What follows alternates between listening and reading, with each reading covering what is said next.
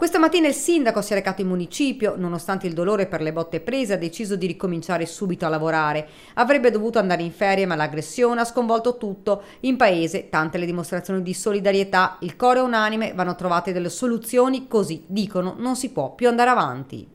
Personalmente è un gesto di grande inciviltà e la politica deve fare qualcosa, ma deve fare veramente qualcosa, perché è ora di finirla. Intanto forse sbagliando andare da solo.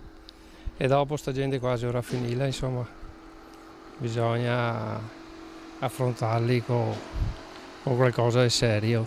Ci sono delle leggi più serie, più decise?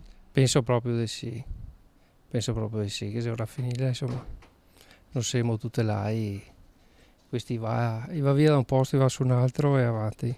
Un pensiero che ho fatto fra me, da solo, no, da solo.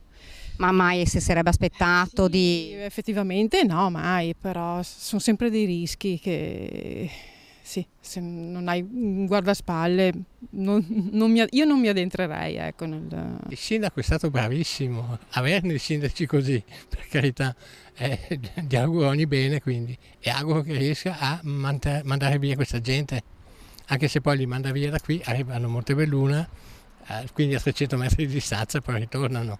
Questi qui usano la violenza anche perché non hanno niente da perdere, giusto?